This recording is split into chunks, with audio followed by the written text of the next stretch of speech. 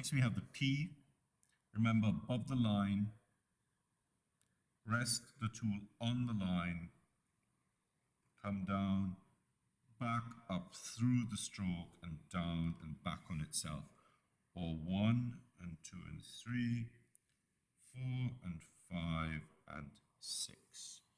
So now we can go little flick, out, down. Or we can have a little flick, we can come all the way down, do that curl serif, which looks like a fish tail. And so we have various shapes that we can produce here. So we've come from the top rather than from the left side, we've come from the right side. So we can also do pulling and twisting, or we can do higher than the line, straight down, add a curl, and out this way. Q, we saw with the Q, it was basically this with this. Obviously now we can add a curl, or we can take the curl right up to the top of the Q and out, or we can curl the Q under itself like a G, but come back from the right, the left to the right and up and out. Again, we can change the top of the Q like any of the A shapes to coming down and back on itself, and we can add a little stroke like we have in some of the Gothic scripts. R,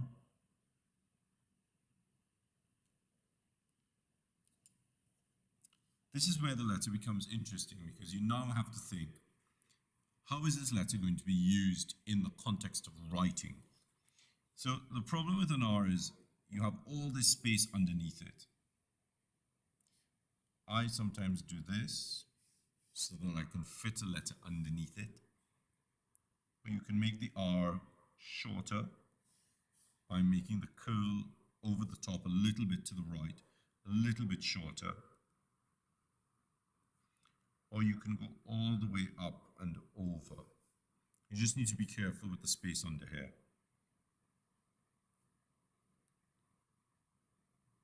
So what I've done there is I've gone up on the edge of the nib, gone across and tilted onto the right corner and pulled that out. Obviously, that can become a really decorative element. You can do a little curl right there. S, with the S, we want to go back on itself. So we go 1 and 2, 3 and 4 and 5 and 6. Now there are a number of variations that you can use here, and I know it's just a simple looking letter, but you can come up and over and down and back and under and around and back.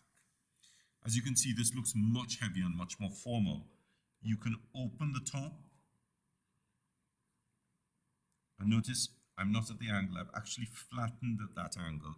So the S looks more open and generous. You could even flatten the whole thing like so.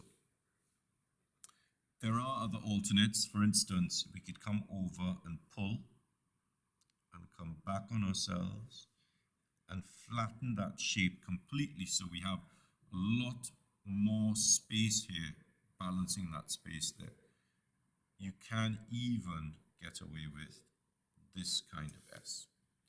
But once we start doing this kind of swinging curl, you have to also extend that into the other letters.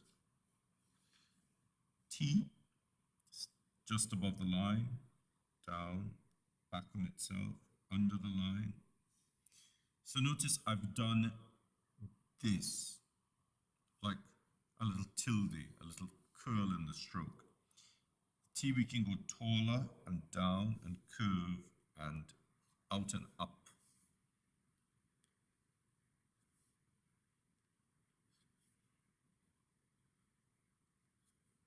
and you can come across and twist. You could make the T a little bit taller, but by making it taller and curving it, notice I curved the stroke and I've curved this stroke. So we have a curve on the outside and a curve on the underside. So it gives us a really nice sort of opening shape like a flower. U, up, down, out, up, and straight back down and back on yourself. So it's essentially an upside down N, or basically what we'd see in the minim. So this is the minim height, this baseline X height. We see in the part of the Y and the H. So you can do a number of manipulations with the U. We can start flatter, twist the pen, come up, come down, and twist again, so that these two shapes are basically in line with each other. That kind of twisting and turning and this kind of pen manipulation is really fascinating, but it can sometimes interfere with the rhythm of the script. So you can come down and around and back as opposed to a vertical stroke.